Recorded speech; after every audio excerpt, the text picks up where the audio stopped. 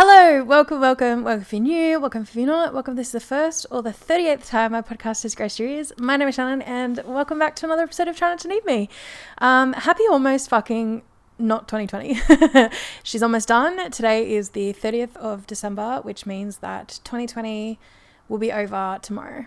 Thank the Lord God, heaven above, or whoever you believe in. I'm done with this year. I'm ready to say goodbye. I think we're all ready to say goodbye. Not that I think 2021 is going to be magically fixed on Friday, but I think that we'll be, as far as a measure of time goes, I think we're heading in the right direction for some normalcy and some of life's, little pleasures being back in our midst. I'm pretty excited about that. I thought that in the tradition that I've done now, it's only been 2 years to be fair. And for those of you watching this, you'll note that I actually put makeup on and did my hair and I'm wearing a normal shirt. I thought we would go all out for the end of year episode, barring the questionable lighting and backdrop, but this is just the most comfortable corner of my couch. So this is where I wanted to sit. And for those of you listening, thanks for always listening. I feel like I get quite an even split of people who listen versus people who watch.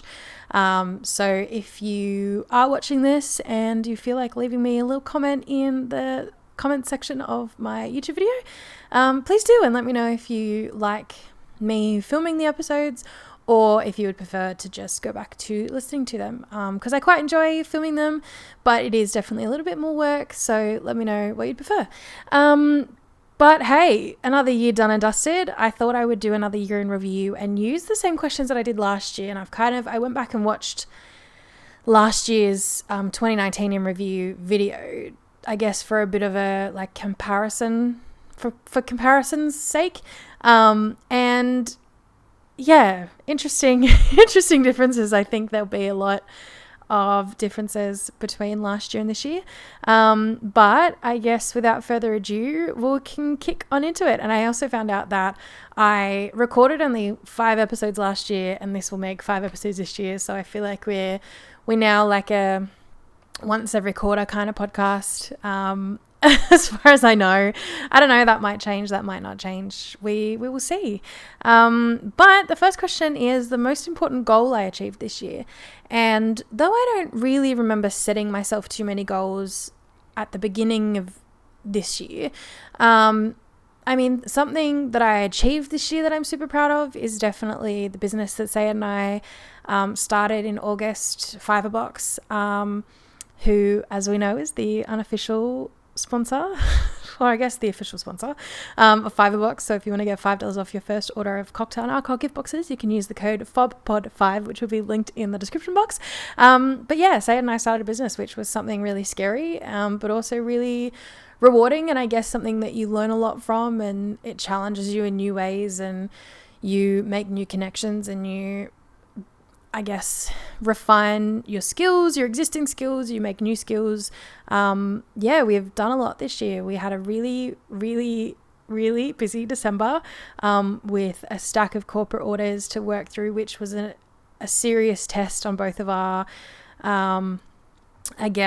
prioritization skills and time management, but we got there in the end for the most part. There is a small stack of them that will be a bit of a delayed delivery just due to office closures and things like that, but I guess overall it was a massive task that we undertook, and something I'm really proud that we have done and accomplished and continue to do.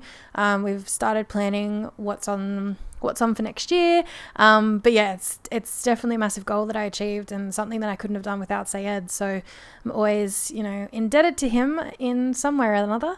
But yeah, that's definitely a big goal that I achieved this year. Last year my goal that I achieved was health and fitness, which I started off the year strong, and I was going to the gym every day literally until lockdown. I was at the gym every day, or until kind of March, I think, and then I stopped going just because I was living with my grandma and I wasn't really sure what the health protocols in gyms were and things like that. But since then, it's been a rocky road to get back into it. It's definitely something that's on my mind because one of my best friends is getting married in April, and I am in her bridal party. And though my dress does fit, it's already a little bit big, so it's probably not the worst thing to shed a couple extra pounds that I've put back on in ISO. But I'm trying not to be too hard on myself because I know that that's something that a lot of people have struggled with, and it's just been really difficult to do this year with everything that's been going on. So trying not to be too hard on myself about it, but it definitely does get you down a little bit when you came so far and you feel like you've kind of gone backwards. But yes, trying to, I guess, not take it with a grain of salt, but sort of not dwell too much on feeling a bit shit about it, and kind of trying to focus on other things and knowing that I will get back into it when the time is right for me. So yeah, the next question is biggest mistake I made this year and the lesson learned from it. Last year I talked about anxiety, which stemmed from work and not knowing how to deal with stress and pressure, and I don't necessarily know that I improved on that. I think with my day job I got a lot better at knowing my limits and knowing what was expected of me and delivering to that a little bit extra, but not trying to like kill myself doing it. I think I have a ways to go with, it's been a tough year for me, if I'm going to be completely candid.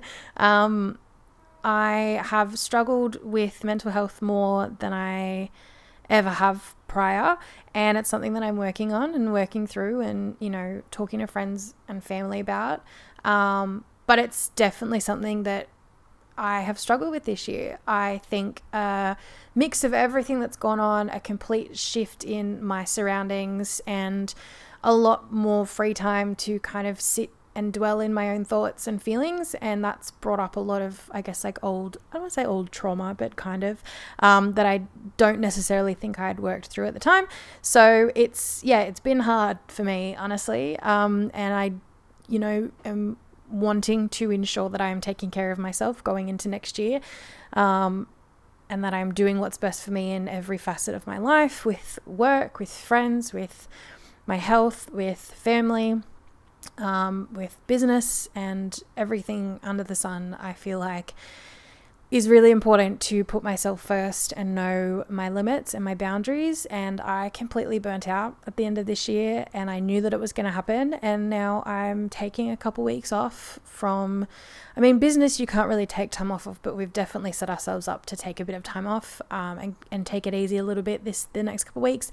And my day job I do have off until the 11th of January because I just needed time for myself and to do nothing. And I've been doing nothing, and it's been so nice. In all honesty, I think I may start getting bored next week, but even then, like, I really like just catching up on all of my YouTube videos, shows that I haven't been watching, cleaning and tidying and sorting and planning for this year, like all the things I have not had time to do over the last 2 months. I feel like I can finally catch up on, which is really nice. But I guess going back to the question, which was a big mistake I made this year, I think is just not giving myself enough credit for what I have done this year, because it was a lot, and kind of going back to continuously like holding myself to too high of a standard that one person can't possibly achieve or do in, you know, in the capacity that one single human being has. So I think I continue to make the same mistake of putting too much pressure on myself and feeling a need to do everything at once, and not knowing when to just call it a day and say, you know what, I've done a good job of this and I'm proud of myself, because I struggle to do that, and I struggle with that, but I'm aware of it, and again, I'm working through it. So yeah, a very similar mistake to last year, unfortunately, which I have a lot of learning and growing to do clearly still, but being aware of it is definitely the first step in the right direction. This year, what did you learn about yourself? And last year I said I'm more resilient than I think, and I actually lost a lot of my resilience this year.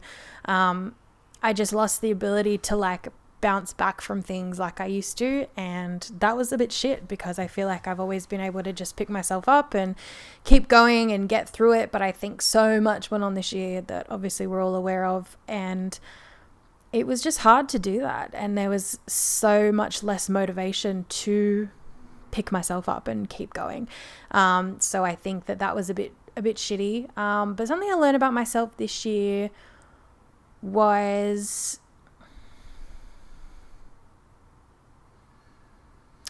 not that I didn't know this, but I need people, and I need people a lot. I think working from home, I've talked about this before on this podcast, on my work podcast, and to everybody under the sun who'll listen to me. But working from home for me was not great. It's not been great for me. I've not enjoyed it really at all. And to think that it's almost been 12 months that I've worked from home is really insane. But I need to be around people. I thrive when I'm around people. I get my energy from other people. I like to just be able to have a chat and talk about things very candidly and openly and freely.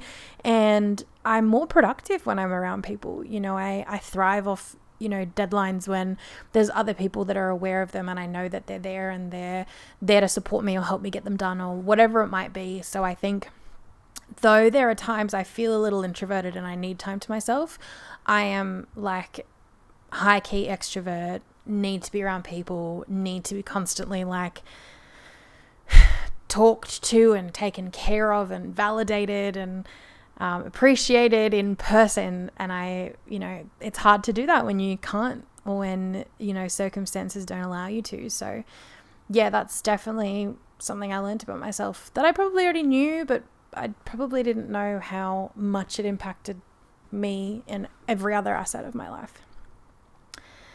What did you learn about other people this year? That I learned that everybody is going through something.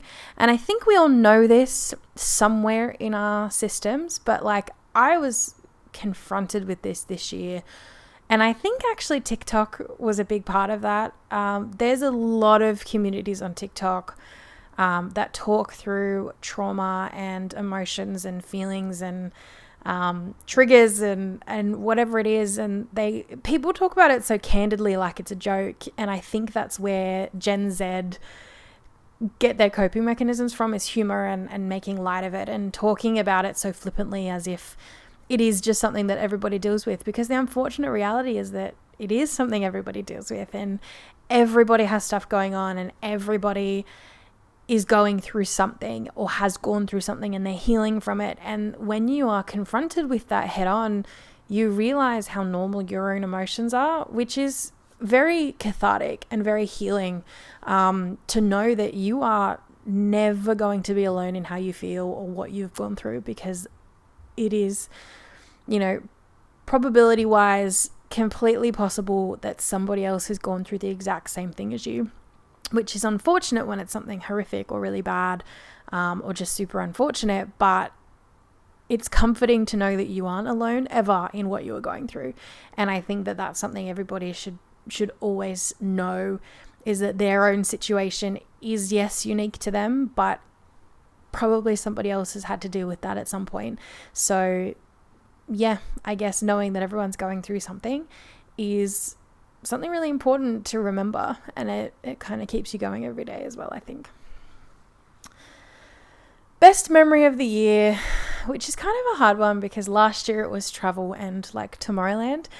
And like so many other people, I had a trip cancelled this year. I was meant to go to the US in March with Sayed, and we were meant to do Disney and EDC and see all the southern states, and it didn't happen because it was just as COVID hit, which sucked, and was kind of a grief and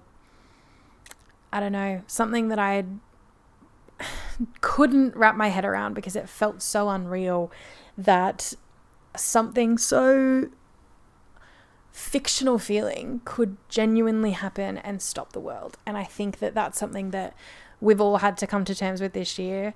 But I guess in saying that, my best memory of this year I've been to some good weddings this year. I've seen a few people in my life get married, which is really nice that it was still able to happen regardless of the circumstances of what was going on in the world and all the restrictions and everything. So I think that's a big thing, as well as my birthday, which is in February. I was very lucky that my birthday plans weren't affected at all. It was kind of all pre-lockdown. And my birthday is kind of an event for quite a few people in my life. I like to have, a reasonable sort of party event in the city usually, and it was so much fun. And it always is so much fun. So I think that that's definitely up there for me. And I guess other than that, I did a wine trip with a bunch of my friends to Mudgee, which was a lot of fun. So I think there's definitely really good memories that we've made. And I mean, this apartment in itself has some cursed memories, but has really good memories attached to it. And I think all of my friends, know this apartment as a fun place to be, and a place where some really fun things have happened and some good memories exist. And yeah, I think there's definitely really good memories this year to look back on. Favorite song, TV show, and movie of the year. So my favorite song is hard, but my top song was Body by Loud Luxury, which it was last year, which I think is quite funny. So that was my most listened to song. But my favorite song this year, it's so hard to nail down a favorite of the year, because I feel like you go through so many phases.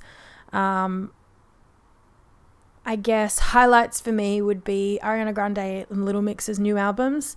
Even though one of the girls from Little Mix, Jessie Nelson, left the band, so now they're a threesome, and it's honestly so upsetting. So that's a bit shitty, but anyway. And then I listened to some new soundtracks this year. I feel like my favorite song this year, I don't know. I really don't know. I don't know how to choose. But Ariana Grande was my top artist again. Favorite TV show this year? I've watched quite a lot of television. I think we've all watched quite a lot of television. But I think my favorite would have to, I still love Grey's Anatomy, and they've just come out with their new season, which includes COVID storylines, which is kind of depressing, but also very realistic feeling. I just finished rewatching Gossip Girl ahead of the new one coming out, I think next year. RuPaul's Drag Race. There was an All-Stars season this year, I think. Yeah, All-Stars 5. All-Stars 6? All-Stars 5. I don't even remember who won. Wow, I'm really, really, really top fan. They're bringing out season 13 and UK season 2 in January, which is really exciting. So probably RuPaul and Grey's, which to be fair were my TV shows last year as well. And then favorite movie, I don't know. I didn't go to the movies, I think, at all this year for obvious reasons. But in terms of, I guess, new movies that came out, I don't know. I can't pick. I liked The Prom. I did really like The Prom. The Hamilton Pro Shot. All right, done. That's it. The Hamilton film on Disney Plus, the Pro Shot of the Broadway musical with the original Broadway cast. Chef's kisses. Oh my God, so good. If you have not watched it, please watch it. It's insane. Hamilton's coming to Sydney next year. Go buy tickets. Go buy tickets. Buy them. There's no reason why you shouldn't. Everybody will like Hamilton. Everybody. That's all I'm going to say about that. Best thing I bought all year? God, I have no idea. Maybe this couch. I do really like this couch. I did, however, break it. I had a bit of an incident whilst decorating for a Halloween party. And I don't think you can see, but behind me there's an indent where I stood on the and it snapped the wood. But anyway, I really like this couch and our Christmas tree. Our Christmas tree is beautiful. You would have seen it in my last episode if you watch these. But our Christmas tree, everybody says, looks like something out of Pinterest. It's blue and white, and it is beautiful, and probably up there with one of my favorite purchases from this year. Most grateful for this year. probably my health. I'm alive and breathing and well and safe and healthy for the most part. And definitely my friends. Like, I think every year as I get older, I appreciate more the people in my life and the people who are still in my life and make an effort to remain in my life. And, the friends that I have that I catch up with regularly have now been, those really important facets of my life for many, many years now. And so I know that those people are going to be like forever friends, and I don't ever see us not being friends. And I'm really lucky to say that I have a relatively wide group of friends and a lot of people in my corner who I know would be there if I ever needed anything from them. And I think I'm really lucky to be able to say that, because I guess not everybody can, and not everybody has support systems. So I'm very lucky and very grateful for my amazing friends who are always there for me. 3 words to sum up 2020.